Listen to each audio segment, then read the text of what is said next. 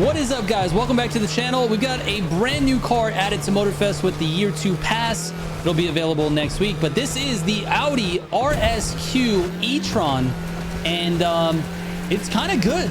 It's kind of good, and we need to talk about exactly what this car does well, what it does poorly, and where you should or shouldn't use it in the grand races. I'll also have a tune for you as well. So let's get going, man. Let's go.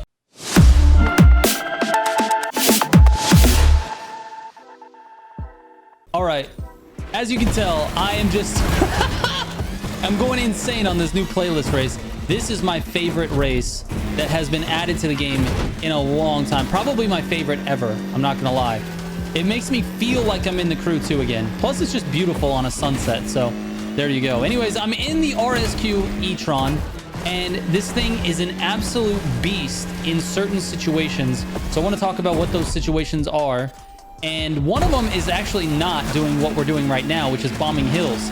This thing struggles hard with top speed. As you can see, even with NOS, 166 is going to be 168, I think, is where the top speed sits. So you really can't go much faster than that, and that's really gonna hurt you in those grand races where you have all these like top speed bombing hills sections. I'm gonna hit this. Yep.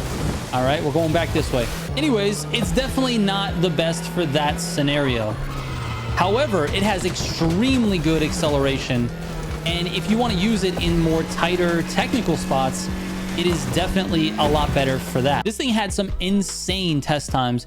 I was able to get it down to a 146.6 on Off-Road Island, and if you compare that to the other top cars in the class, it is number 3. So you've got the BMW Z4 at number 1 with a 46.0. You've got the Toyota Tacoma at a 46.2, which I think I can get a 45 on that. And then the RSQ e-tron at 46.6. The nearest car after that is a 47.2, the Skyline GTR R34. I just did a Rally Raid test video.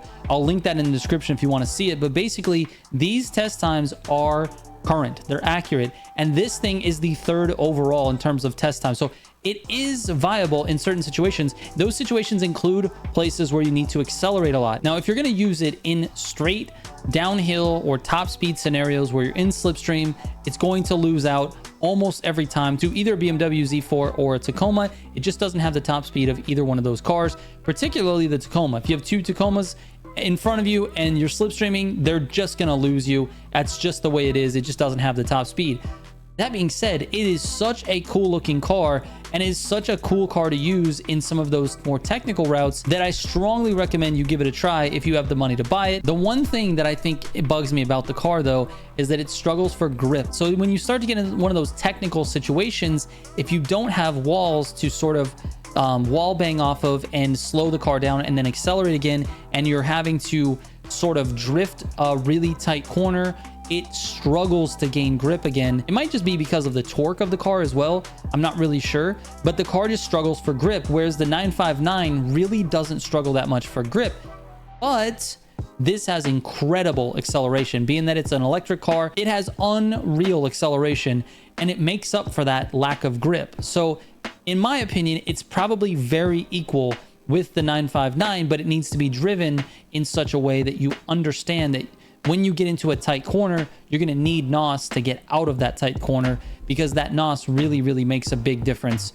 I drove it a few times on some grand races and I had some good success, but not enough to claim this thing as meta. I think it can be meta on certain courses, but I don't think it's going to be meta overall. One of the courses you're seeing in the background gameplay here, I do think it will be pretty viable on this course, but I think it'll be a toss-up between it and the 959 or it and the BMW on that course. So it's really time will tell on that stuff. It'll be available for purchase at next week's reset for anyone who doesn't have the Year 2 pass.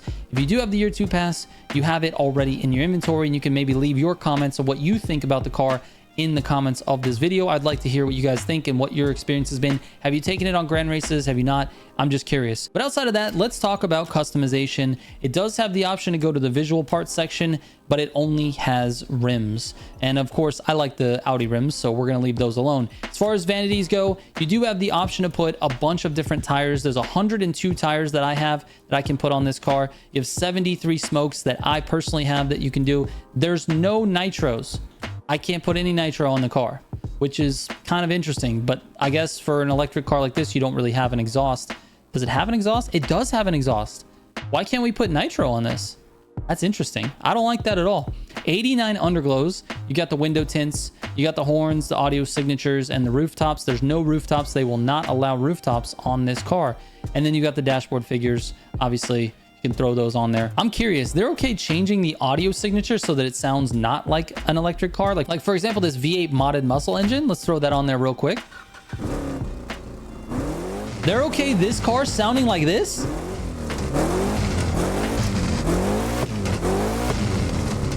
But they don't want us to put nitro on it? That's weird. Audi, you're weird for that. Anyways, you can't even change the livery on this, which to me is a big L. You should be able to change the livery on all the cars. But I get it. It's an officially like licensed Audi rally raid car. So I understand why. There's a lot of cars in the game that have like their official race liveries on there and they don't want them changed. I get it. But it still would be cooler if you could. I think they just really don't want tits and dicks on their cars, and that's fair enough. Anyways, I do think the car is going to be good for time hunting. Certain tracks, I think it'll be very, very good on.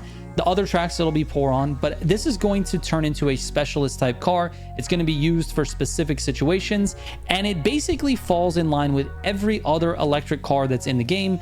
They are really good with acceleration, good with NOS power, they're terrible with top speed, and they're okay in certain situations. In some situations, they're the meta. In the case of like the Street 1 Mach-E, that thing is definitely meta on certain courses. And I think that's the way this is going to be held. It is a specialist car. It is not going to replace the Tacoma and the BMW Z4. No matter how much anyone else tells you, it's just not fast enough overall. So if you're on a budget and you don't have a lot of money in game, is it worth picking up this next week when it's available to you? And the answer is unequivocally no.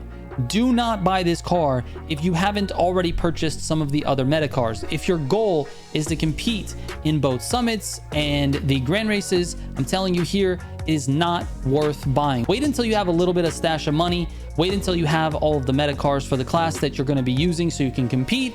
Then go ahead and purchase this. Now, obviously, if you just like it, buy it.